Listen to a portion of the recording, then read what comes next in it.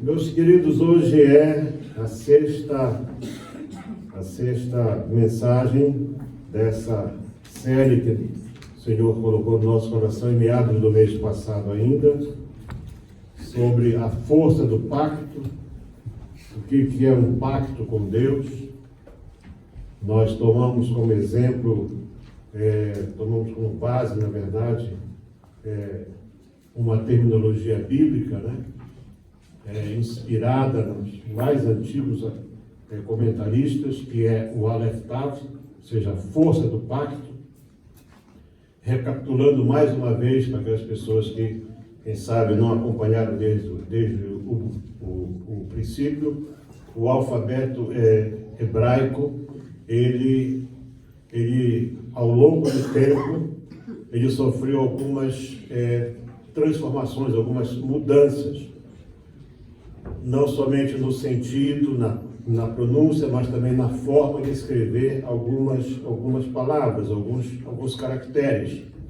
E muito antes, né, desses caracteres atuais, que são conhecidos, nos primeiros tempos, quando a representação gráfica era feita através de símbolos conhecidos, aqueles que estudaram um pouco história antiga, não sei se alguém que estudou história antiga, eu fui professor de história antiga, inclusive, quando eu estudava sobre a cultura egípcia, que é a mais antiga civilização organizada que se conhece. O primeiro grande governo mundial foi o governo egípcio. A escrita mais antiga deles era chamada de hieroglifo ou hieróglifo, que era representado por coisas do dia a dia, por pássaros, por animais de modo geral, por insetos e outros símbolos também, até de raízes, de folhas, de árvores. E, naturalmente, o hebraico talvez surgiu um pouco depois, e o hebraico também, no seu princípio, ele tinha aquilo que se conhece como uma forma de figuras. Ele era representado por figuras. E a primeira letra do alfabeto, ou seja, o Aleph, a representação gráfica era um touro, era a cabeça de um boi, que representava a força. E a última, que era o Tav, era representado não pelo T, como nós conhecemos, mas sim por uma forma de uma cruz. Então, os próprios comentaristas do hebraico dizem que isso encerra todo o projeto de Deus para a humanidade. Desde o primeiro pacto que ele celebrou com o homem ainda lá no Éden, até o último grande pacto celebrado na cruz, ou seja, a força do pacto. Também fala das duas grandes alianças, né, de sangue. A primeira aliança foi celebrada, portanto, usando sangue de animais, e a última aliança na cruz foi celebrada através do sangue do Cordeiro, Jesus Cristo, o Filho de Deus. Amém? Então, daí nós estamos desenvolvendo esse tema. E hoje eu trago a última mensagem, também que domingo que vem, pastor Júnior, é possível que continue nesse assunto, porque próxima semana é a semana das primícias. E hoje a sexta mensagem, e o título é muito simples, né? As primícias de uma viúva. Um bolo pequeno. Cada um dá aquilo que tem. Deus não vai exigir de você aquilo que você não tem. Deus não vai colocar no teu coração você entregar algo que você não tem. Mas nós vimos na semana passada, por exemplo, que Ana não tinha filhos. Ela não tinha filhos. E segundo os historiadores, Penina teria 10 filhos. Por isso que Elcana disse para ela, não sou eu melhor do que 10 filhos. E diz claramente que na mesa sentava-se ele, as suas duas esposas, e ele dava porção para seus filhos e suas filhas. Portanto, ele tinha filhos e filhas com Penina. Então, nós vimos que Ana foi para o santuário, lá em Siló, E ela orou a Deus e ela pediu um filho, mas disse: Senhor, este filho eu vou dar para ti. Então ela ofereceu algo que ela não tinha, crendo que ela iria receber. Esse é um caso único, um caso mesmo único. Mas aqui nós temos um caso, né, de uma viúva pobre, num tempo de seca. Vamos ler o texto que está em 1 de Reis 17, 13. Vamos talvez buscar um pouquinho antes, né, para nós nos situarmos bem no assunto.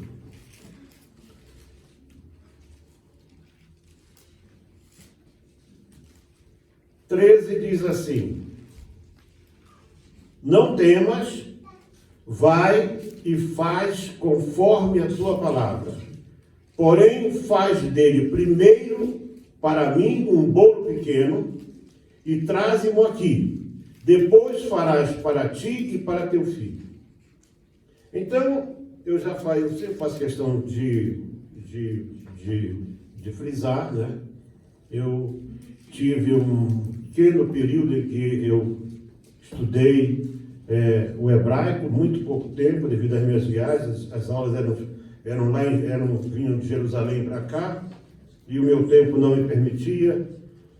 Não havia essas facilidades todas de 3G, 4G, 5G e tal.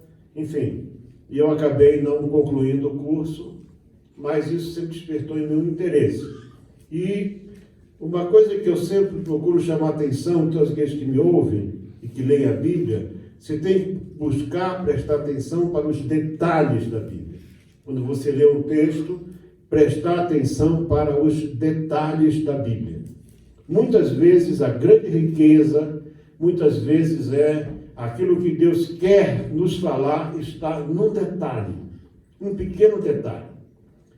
E quando eu estava lendo esse texto, o que me chamou a atenção foi: porém, faz dele primeiro, para mim, um bolo pequeno. E me veio na mesma hora uma pequena, assim, aquele relance de ideia, né?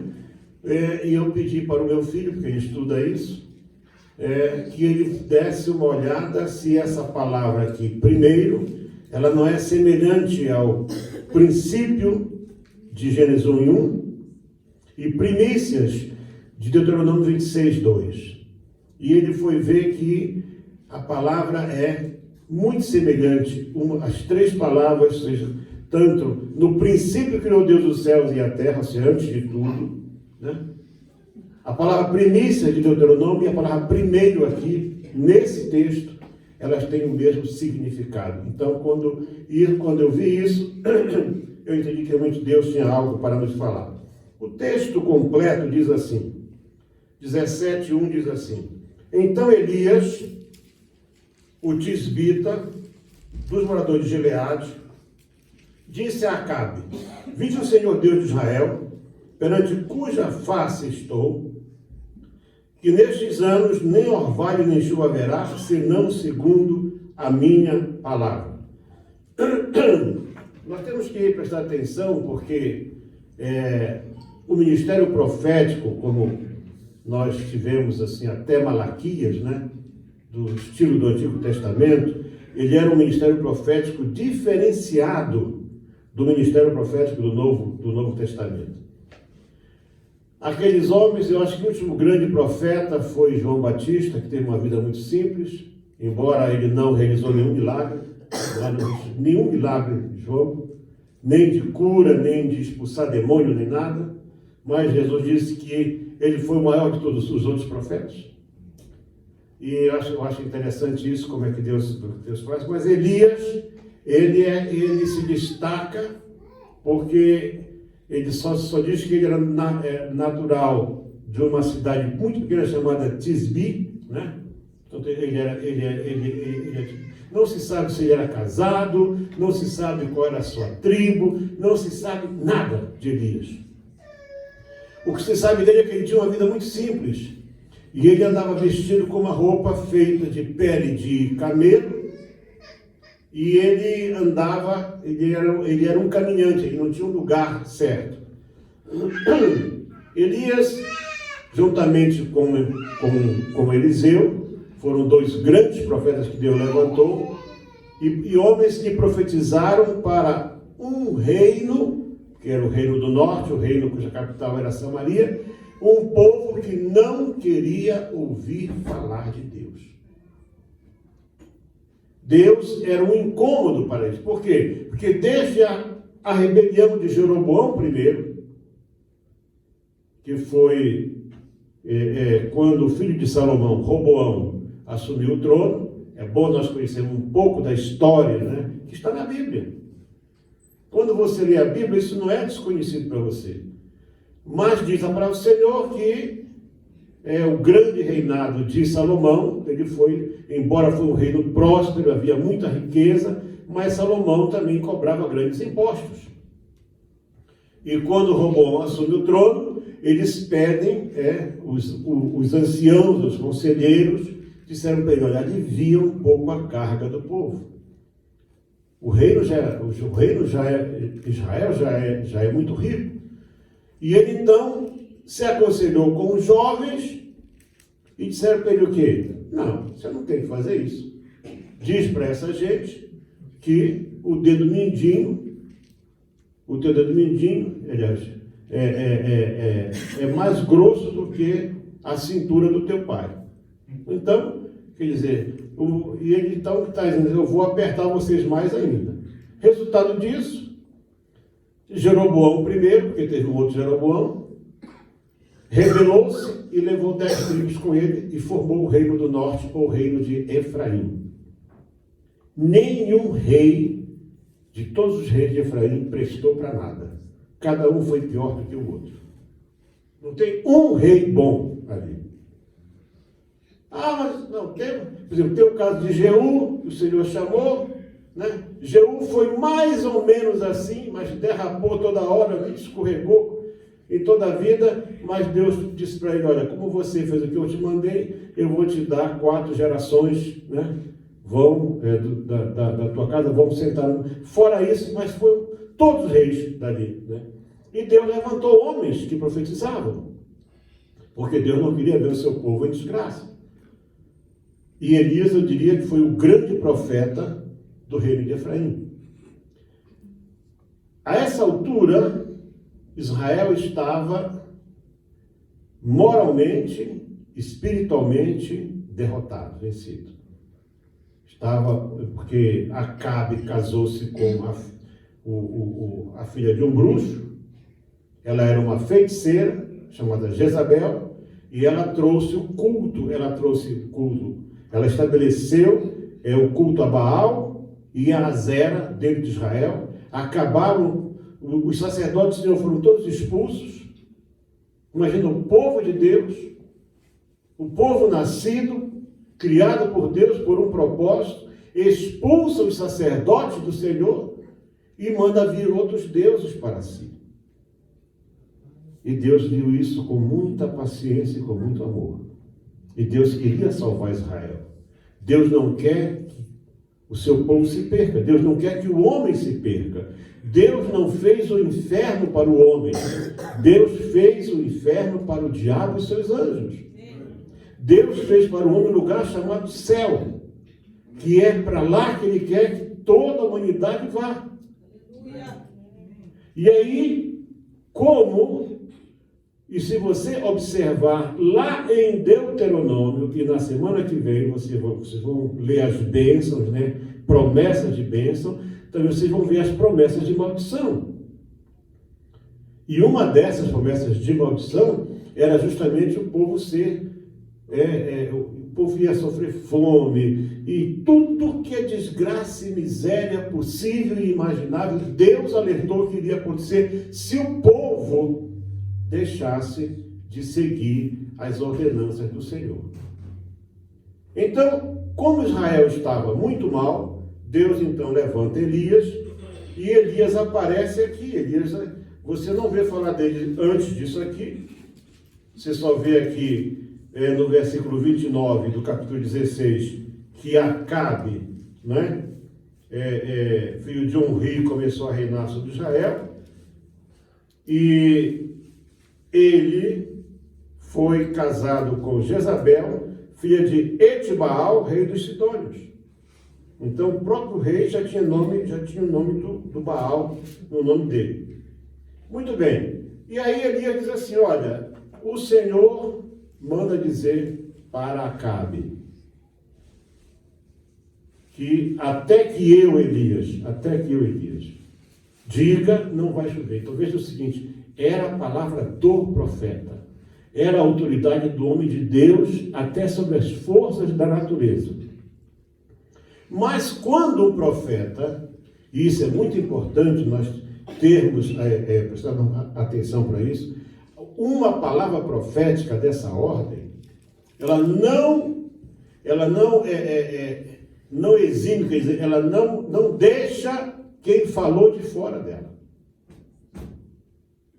E Elias cedinho começou a sentir os efeitos daquela seca, porque fome aqui, quando fala em não choverá, nós estamos falando de um povo que a principal atividade de Israel, eu diria que a maior, ou quase que a única, fora o pequeno comércio, era agricultura e pecuária.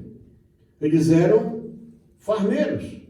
Eles plantavam frutas, plantavam trigo, plantavam cevada e plantavam frutas também. Tinham figueira, tinha, enfim.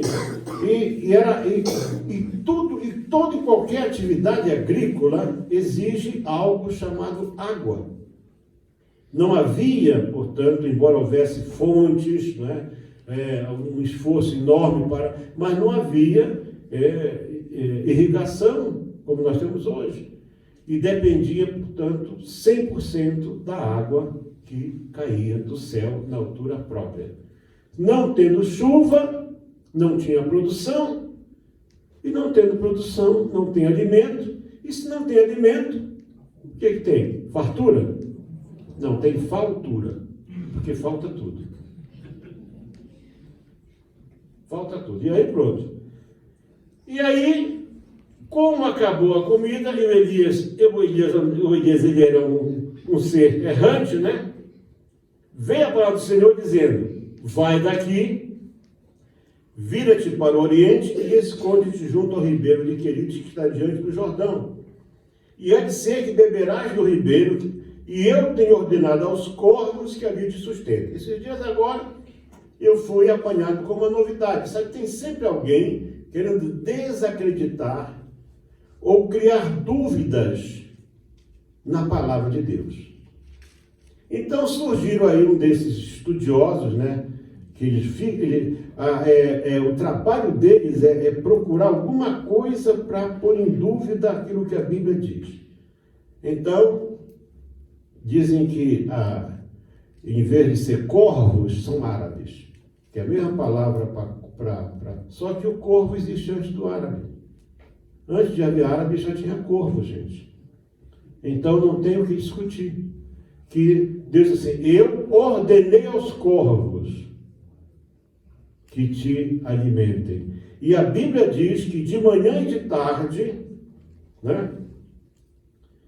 E os corvos lhe traziam pão e carne pela manhã, como também pão e carne à noite, e bebia do ribeiro. Mas a palavra foi, não vai chover.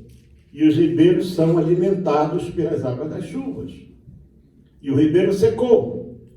E quando o ribeiro secou, porque em tudo Deus tem sempre um plano e um propósito, então Deus disse para ele, diz assim, vê a palavra do Senhor, dizendo, levanta-te e vai a Sarepta, que é de Sidom, e habita ali. E eis que eu ordenei ali a uma mulher viúva que te sustente.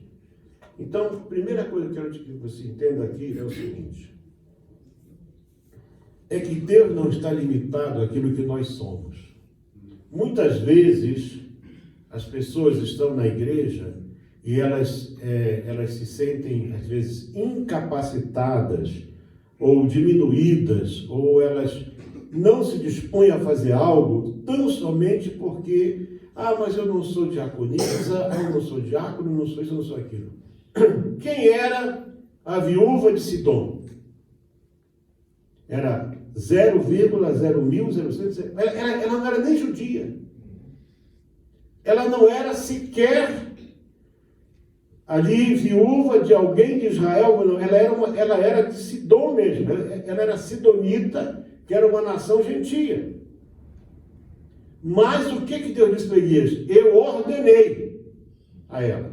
Então vejam que Deus não está limitado àquilo que você acha que você é. Deus falou como não sei, falou com aquela mulher, olha, vou mandar para cá um homem, certo?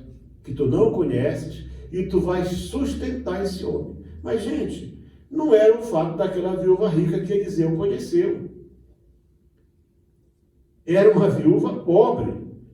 Entre as duas viúvas tem uma diferença muito grande. Uma rica judia, a outra pobre sidonita em tempo de fome. Mas quando Deus dá uma ordem, é aí que eu quero que você preste atenção para isso, porque a nossa bênção, ela muitas vezes ela é resposta de desafios. Se você não estiver disposto a aceitar um desafio de Deus para a tua vida, dificilmente você vai conseguir desfrutar aquilo que Deus tem para ti. São os desafios que nos colocam onde Deus... Olha, quando Deus mandou mostrar a Moisés, olha, chama 12 e manda aí espiar a terra. A terra era uma promessa. E uma promessa de muitos anos já. Uma promessa de mais de 400 anos que Deus deu ainda para Abraão. Era para eles espiarem a terra. Eles fizeram realmente um bom trabalho. Mas em vez deles olharem o que a terra tinha, Deus queria que eles vissem onde eles estavam indo viver. Eles só viram dificuldades, só viram gigantes, só viram muralhas, só viram problemas. Então, se Deus está dizendo para ti, olha, eu tenho algo preparado para ti em tal lugar, e você só vê dificuldade, você não vai conseguir encontrar ou ir de encontro à bênção que Deus tem para a tua vida. Deus falou com aquela mulher. Como ninguém sabe. A Bíblia não diz. Só Deus fala para o profeta e o escriba que registrou. Eu ordenei ali a uma mulher viúva que te sustente. Então ele se levantou e se foi a Sarepta, e chegando à porta da cidade, eis que estava ali uma mulher viúva. Como é que sabia? Porque as viúvas se vestiam de uma maneira diferente. Naquela altura, as pessoas elas eram identificadas pela forma como elas se vestiam. Os jovens rapazes tinham um tipo de vestimenta, as jovens virgens tinham um tipo de vestimenta, as mulheres casadas, os homens, e as viúvas também. Por exemplo, ainda há muitas regiões na Índia hoje, muitas em que a viúva se veste de branco, ela não usa nenhum tipo de adereço, nada, e ela praticamente não sai de casa, exceto com a família. Então, quando você vê na rua uma mulher na Índia vestida de branco, toda de branco, aquilo ali é uma viúva. E havia algo que identificava as viúvas, porque Elias, quando viu a mulher, diz que ele viu uma viúva apanhando lenha. Então, observa outra coisa, muito importante. Porque nós temos aqui, entre Elias e Eliseu, pelo menos 3 viúvas, né? Nós temos aqui 3 viúvas. Nós temos esta viúva, nós temos a viúva do profeta, que Deus multiplicou o azeite, e temos a outra, né? Que não era viúva, mas acabou ficando bem rica. Muito bem. Então, aqui no caso, nesse caso específico, veja que esta mulher, ela era uma viúva pobre, mas ela não era do tipo que ficava chorando a sua miséria esperando a morte chegar. Ela saiu e ela foi trabalhar. Ela foi atrás de lenha. Ela foi atrás de lenha. Elias viu aquela mulher. Deus só disse para ele: olha, Elias, eu preparei, né? Eu dei ordem, eu ordenei. Quer dizer, Deus, eu ordenei.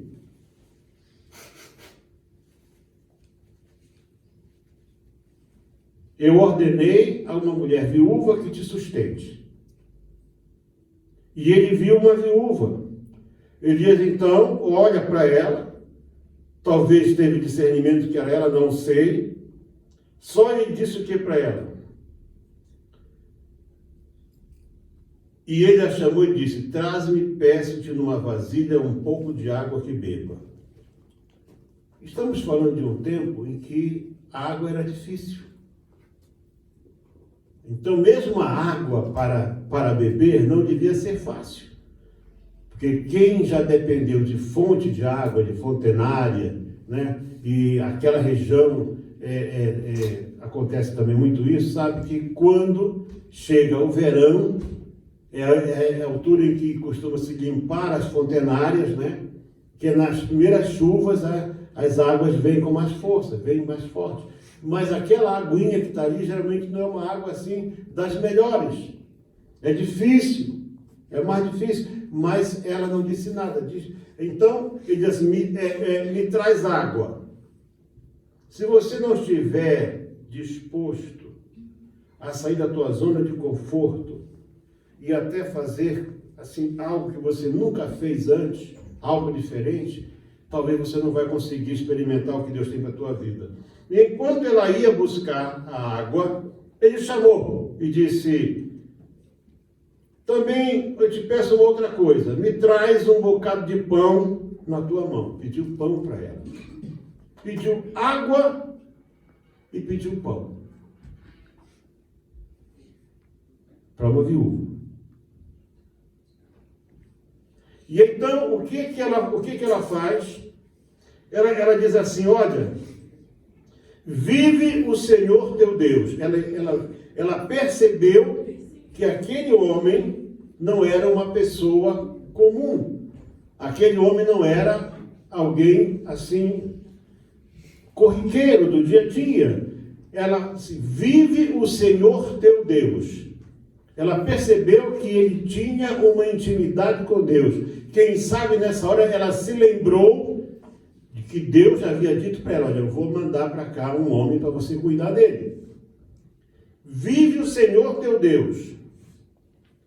Essa expressão, vive o Senhor teu Deus, é uma expressão de exaltação ao nome do Senhor. Que nem bolo tenho, senão somente um punhado de farinha numa panela e um pouco de azeite numa botija. E vês aqui, eu apanhei 2 cavacos, 2 pedacinhos de madeira. E vou prepará-lo para mim, para meu filho, para que comamos e morramos. Quer dizer, o que nós temos só dá para fazer um pãozinho, vamos comer e depois esperar a morte chegar. Então Elias lhe disse: aqui é que vem a ordem do Senhor. Não temas, vai e faze conforme a tua palavra. Quer dizer, tu podes preparar o pãozinho para o teu filho e para ti. Porém, primeiro, antes de qualquer coisa, no princípio de tudo, antes de você ir fazer aquilo que tu achas que tu tens que fazer, faz um bolo pequeno para mim. E quando você fizer isso, o meu Deus te diz que a farinha não vai acabar na panela, nem o azeite na botija. Meus irmãos, sabe, eu penso que quando aquela mulher, ela ouviu, portanto, essa palavra do profeta, ela deve ter somado com a revelação que ela teve antes de Deus falando com ela. E ela então foi, a Bíblia diz aqui, que ela fez conforme ele tinha, e foi ela e fez conforme a palavra de Elias. e assim comeu ela e ele e a sua casa muitos dias. Esses muitos dias são mais de 3 anos, viu, irmão? Porque aquela fome durou 3 anos e meio. Agora, se você imaginar um pouquinho de azeite numa botija, um pouquinho de farinha numa vasilha, e que só daria para fazer um pequeno pão, e de repente isso dá para todos os dias, para muitos dias, para 3 anos. Então estamos vendo que quando nós aceitamos o desafio da primícia, e primícia, ela pode de fato envolver algum tipo de sacrifício? Sim. O sacrifício de você ir trabalhar, de você ir produzir, e então em vez de você tirar primeiro para ti, primícia não é dízimo. Primícia é uma oferta, uma oferta de fé e de amor, entregando para Deus do primeiro que se colhe, daquilo que se tira, daquilo que se, sabe, daquilo que você acha que você ia poder, quem sabe, fazer. Se você observa lá em Gênesis, a primeira ideia de primícia, Abel pegou do melhor do seu rebanho para dar para Deus. Ali estava o conceito certo de primícia. Essa mulher, ela, sendo pobre, sendo viúva, tendo um filho, o que acontece? Ela faz o bolo pequeno para o profeta. E quando ela faz o bolo, ela vê o quê? Que da onde saiu o azeite, não diminuiu. Da onde saiu a farinha, não diminuiu. Não é que tivesse aumentado. Essa aqui é a questão. Quem já leu meu livro sabe disso, que eu conto ali com muita clareza, que quando o saco do leite estava à metade, o primeiro saco do leite, nós vimos aquilo ali, era um desafio muito grande.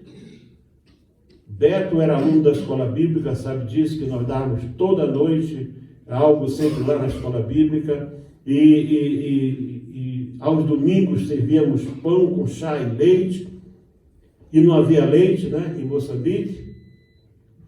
E quando era leite para a escola bíblica, era leite para quem vinha pedir em casa, era leite para atender um hospital, enfim. E era só um saco com 25 quilos de leite. É claro, aquilo acaba muito rápido. Quando estava ali do meio para baixo, nós fomos lá e eu disse assim, põe a tua mão aí e vamos falar com Deus. E nós oramos a Deus. E a partir daí aquele leite ficou ali mesmo. Até que eu fiz uma viagem para Maputo, fui atender uma conferência da igreja em Maputo. Estive lá talvez uns 4 dias e naquele tempo não se podia nem pensar em oferta, né? O mesmo dinheiro não valia praticamente nada. Os irmãos me deram como pagamento, me deram um saco de leite. E eu meti aquilo na minha mala e trouxe para casa. Quando eu cheguei na porta de casa, nunca vou esquecer esse dia, já de tardezinha, chegando em casa, a irmã Rosa falou assim, olha, o leite acabou hoje. Eu disse, não acabou não. Abre essa mala aqui. Estava lá um saco de leite. Porque, sabe, irmãos, eu creio nesse Deus. Eu creio nesse Deus. Esse Deus que não diz que a panela encheu, não. Diz que não se acabou e não se acaba. Glória a Deus. Se você tiver fé, se você confiar, se você puser a tua fé em Deus, a tua confiança nele, e se você fizer como a palavra de Deus diz para ser feito, você vai experimentar essa bênção na tua vida. Mas vamos adiante. E a Bíblia diz o quê? Diz aqui o seguinte, ó. E ela fez conforme a palavra de Elias. Era o profeta ali, meus irmãos, ele era a presença de Deus. A palavra de Elias ali era a palavra de Deus. Falada naquele lugar, numa terra estranha. Da panela a farinha não se acabou e da botija não faltou, conforme a palavra do Senhor que falara pelo ministério de Elias. Muito bem, mas a bênção de Deus, ela não é mesquinha. Deus, quando Ele põe o olho em alguém, Ele quando falou com aquela viúva e pôs esse teste, essa prova para ela, Deus tinha algo para ela que ela nem imaginava. Ela não tinha ideia, mas ela só tinha um filho. E diz aqui a Bíblia que, de repente, passados esses dias, depois dessas coisas, sucedeu que adoeceu o filho dessa mulher, da dona de casa, e a sua doença se agravou até que ele, a Bíblia tem uma linguagem poética, né? Ficou sem nenhum fôlego, quer dizer, morreu, né? Ficou sem fôlego e morreu. Ninguém pode jejuar do ar, né? Pega aí um desses alicates aí de pressão e aperta o nariz, vou jejuar do ar. Tapa a boca com fita isoladora, daqui a 3 minutos está morto já. Porque não dá para jejuar do ar. Ficou sem fôlego, morreu. E aí, por ela ser viúva, isso é uma outra coisa que temos também ter em mente, né?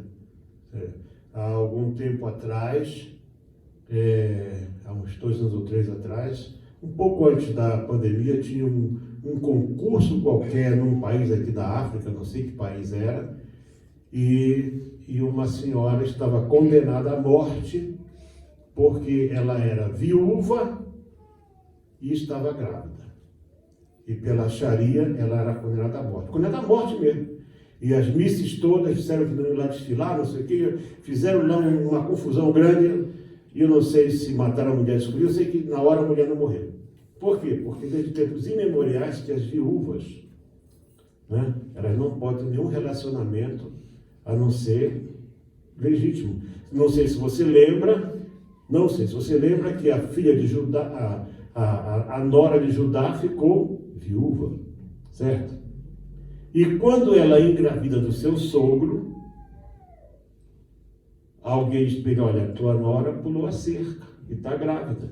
Traz para cá essa cadela velha para ser apedrejada. É para ser queimada. Por quê? Porque ela era uma viúva.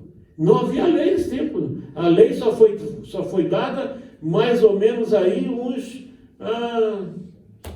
200 e tantos anos depois disso que veio a lei. Não tinha lei a esse sentido, mas era uma lei moral, era uma lei que era seguida. E essa viúva, quando morre o filho, as palavras dela nos levam a crer que aquele filho não era filho, talvez, do seu casamento. Porque ela diz o quê? Que tenho eu contigo, homem de Deus? Vieste tu a mim para trazeres à memória a minha iniquidade e matares meu filho? A iniquidade dela, isso é uma conclusão lógica, isso não é um achismo, né? É de que aquele filho foi gerado quando ela já era viúva.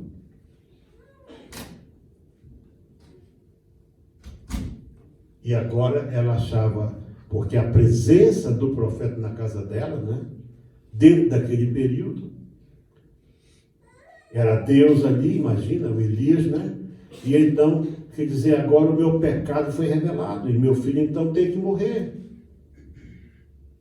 E o Elias também já ficou preocupado nessa hora.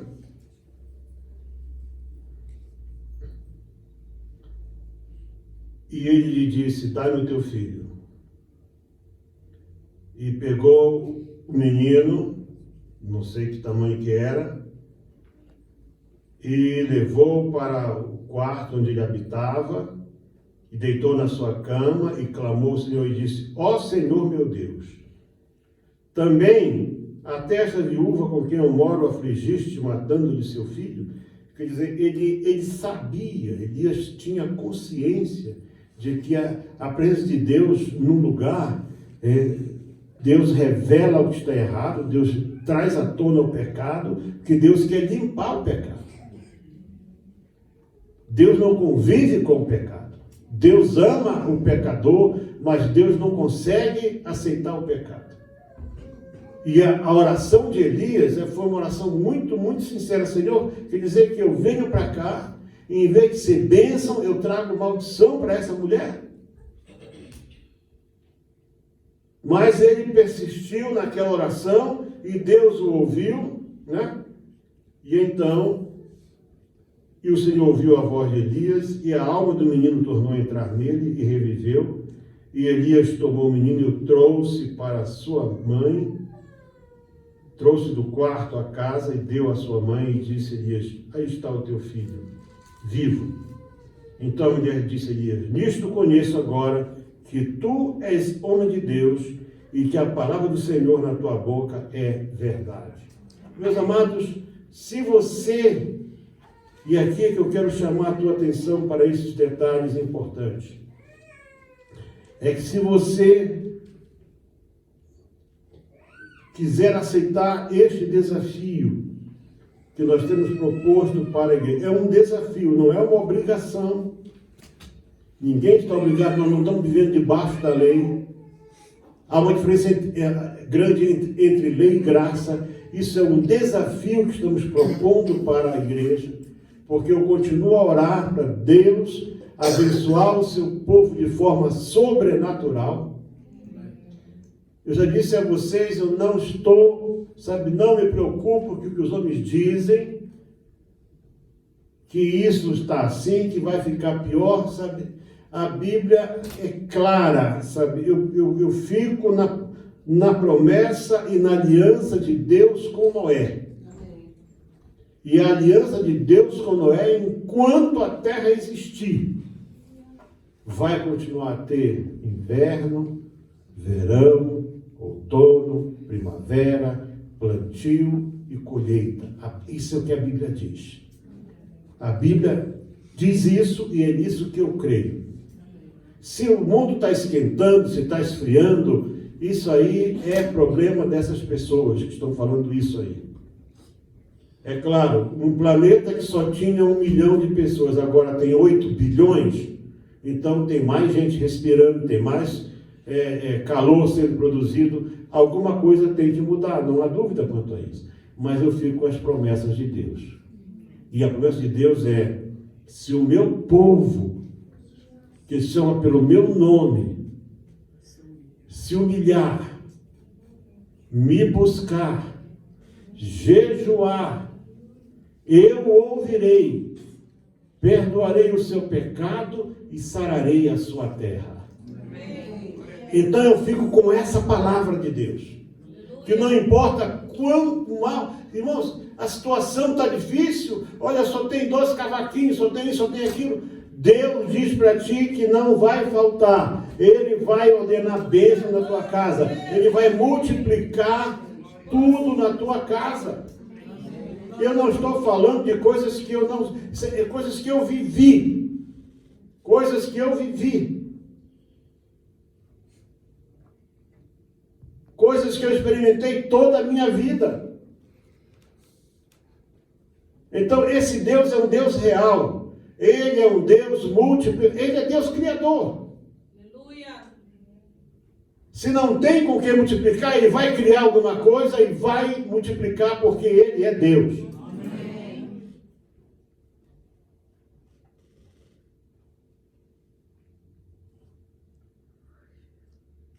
Deus concordou com a palavra do profeta, porque Ele queria trazer o seu povo de volta. Vocês sabem que logo que Elias sai dali, ele sai dali e vai desafiar os profetas de Baal. Ele desafia os profetas de Baal. E ele ainda diz para o Acabe: Acabe, olha, eu estou ouvindo barulho de chuva. Então você tem que entender o seguinte, que o projeto de Deus com aquela falta d'água não era somente abençoar uma viúva, não. Deus queria toda aquela região saber que Ele é Deus. Amém. E queria trazer o seu povo de volta. Então, os propósitos de Deus vão além do nosso entendimento. Você só precisa crer que Ele vai fazer. O que Ele disse, Ele vai fazer, porque Ele vela sobre a palavra dEle para cumprir. Sempre vai ser assim. Depois que Ele cumpriu o que Ele queria na vida da viúva, Elias volta para o território de Israel, enfrenta aqueles homens todos, desafia, ele constrói um altar novo e faz algo que nunca antes tinha sido feito. Ele não acendeu, em vez de jogar combustível, ele mandou jogar água. A água fala da palavra do Senhor. Nenhum sacrifício oferecido a Deus está completo se não estiver de acordo com a palavra. Por isso Deus mandou jogar água sobre o cordeiro, mandou jogar água sobre a lenha, porque o que vem para Deus tem que ser lavado pela palavra, como Jesus disse para os discípulos: vós já estáis limpos pela palavra que eu vos tenho falado. Quem nos limpa é a palavra de Deus.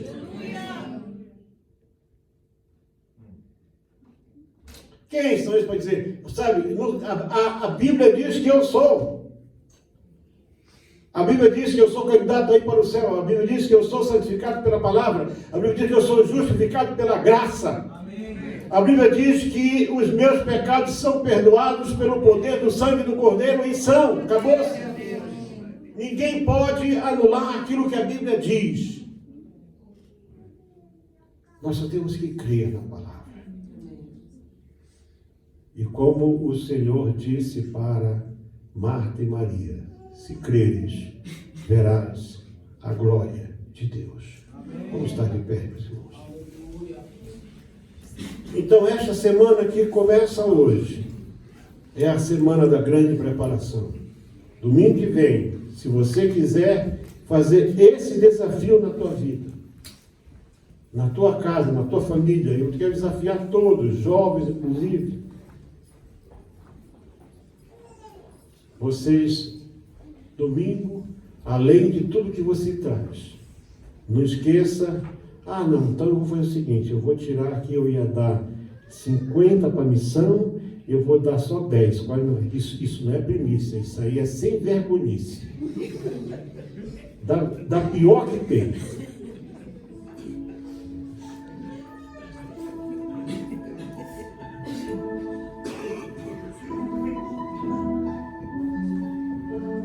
Já viu que coisa? Mas o nosso Deus é um Deus maravilhoso. Deus quer mostrar para esse mundo que Ele tem um povo que é dele.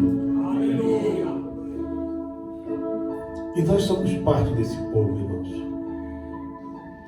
Não importa o que as pessoas pensem de nós. Nós somos parte do povo que vai morar no céu. Aleluia. Então, se alguém ainda não fez esse compromisso de fé e quer fazer hoje, para essa semana se preparar e domingo que vem, portanto, trazer a sua oferta de primícias, tem envelopes disponíveis ali, é algo à parte, inteiramente à parte. O pastor Carlos, domingo que vem, vai fazer isso lá em Everton também, certo? Porque o nosso povo precisa ser abençoado. Orientei o pastor Coné também para começar a fazer. Coné mandou hoje filme, foto do culto hoje lá, a igreja lotada, a igreja hoje lá. E não era a primeira semana não. A igreja estava lotadinha hoje lá. Todo mundo feliz. Deus está abençoando. E vai abençoar mais ainda. Porque através de nós Deus quer abençoar muitos outros. Então, se alguém quer fazer o seu voto de primícias hoje, sente seu lugar e venha aqui à frente. Venha dobrar seus joelhos aqui e venha votar algo para Deus. E o Senhor é que vai ver e vai receber. Aleluia. Todos vão te ver com grande meu Deus, com grande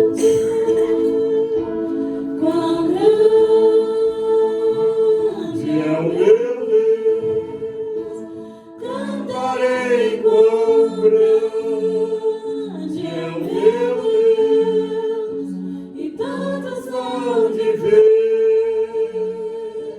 quão grande é o meu Deus. Aleluia. Por gerações Ele é. Glória ao nome do Senhor. O tempo está em tuas mãos, o começo e o fim, o começo e o fim. Três se formam em um. Aleluia. Filho, Espírito e Pai, o Cordeiro e o Leão, e o Cordeiro e o Leão. Aleluia. Quão grande é o meu Deus, cantarei quão grande é o meu Deus, e todos vão te ver. Quão grande é o meu Deus. Nós só tempinho aqui. Espírito Santo acabou de me dizer que nós temos aqui hoje pessoas que estão precisando de uma cura, porque essas pessoas já foram desenganadas. Já lhes foi dito: o teu mal não tem cura, tua doença não tem cura. Presta atenção no que eu vou te dizer. Voto de primícia não envolve cura. Não. Mas Deus não está limitado àquilo que eu acho ou àquilo que eu penso. Deus é Senhor. Por isso eu vou lançar mais um desafio. Se tem alguém aqui agora entre nós que descobriu que tem uma enfermidade qualquer e que essa enfermidade foi lhe dito que ela é incurável, você pode sair do teu lugar e vir aqui à frente agora. Vem dobrar o seu joelho aqui e venha receber a cura em nome do Senhor Jesus. Vamos continuar a cantar. Quão grande é meu Deus. Aleluia. Quão grande É o meu Deus. Tu és grande, Senhor. Tu és maravilhoso, Senhor. Tu és santo, Senhor. Tu és poderoso, Senhor. O teu nome, Senhor, está acima de todo nome. Aleluia. O teu nome eterno, o teu nome oculto, o teu nome santo, o teu nome todo-poderoso, majestoso, grandioso. Candei, xalá, mané da chás. É neste nome, Pai, que nós cantamos, é neste nome que nós ministramos, é neste nome que estamos agora, Senhor Deus, à frente desse desafio de cura. Aleluia. E é o meu Deus, fica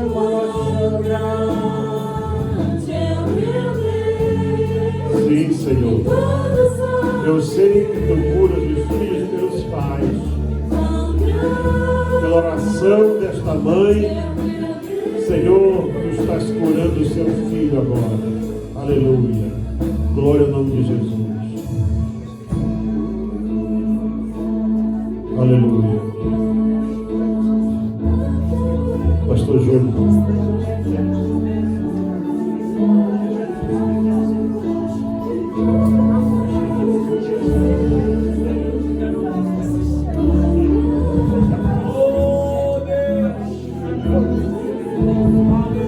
Aleluia. Em nome do Senhor Jesus Cristo, pela palavra do Deus eterno, eu ordeno agora a cura no teu corpo, da cabeça até a planta dos pés.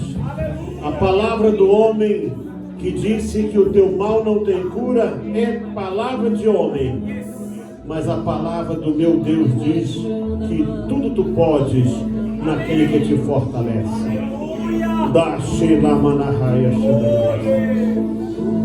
Ao Deus Todo-Poderoso, em Namaias, no nome desse Deus que está acima de todo nome, recebe agora a unção com óleo, recebe cura no teu corpo.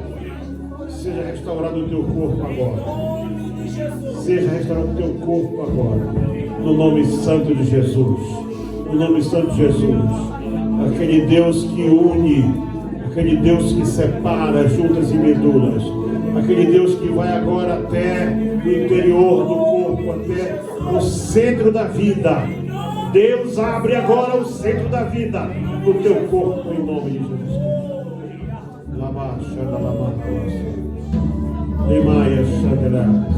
Em o nome do Senhor Jesus, em o nome do Senhor Jesus, e para a glória do Senhor. Amém. Irmãos, pode voltar ao vosso lugar, estamos quase encerrando. Vou chamar aqui à frente o pastor Eliel Júnior. Muito bom dia e paz do Senhor para todos. Good morning to all, and may the peace of the Lord Jesus Christ be with you. Hoje é dia 5 de julho de 2023. Today is the 5th of July 2023. Nós estamos aqui num lugar bem distante e primitivo. In a very far away place and very primitive. O distrito chama-se Zavala The area here it's called Zavala. e o local chama-se Madongui. And this specific area it's called Madongui. Agora viemos aqui porque a igreja vai completar 14 anos que foi plantada aqui. We are here for the 14th anniversary of this church. E eu construí este templo uns 10 anos atrás, mais ou menos, 10 years ago, mas eu não conhecia o templo. but I didn't see the temple being finished. Então eu vim aqui com a minha So família now I came with my family para nós podermos celebrar os 14 anos da to be igreja. able to then celebrate the 14th anniversary of this church. Estamos pintando toda a igreja. We are right now painting the whole church inside Vamos, and outside. trouxemos todo o material para fazer We ornamentação. also brought everything to make the church more beautiful. E sexta, sábado e domingo vai ser a grande festa. And obviously Friday, Saturday and Sundays it's an anniversary celebration. Aqui é um lugar distante de tudo. This is very far away from everything that you can think of. Não tem estrada para chegar There aqui, isn't a road here, mas nós conseguimos chegar, graças a but we Deus. managed to get through. Deus é bom. God is good.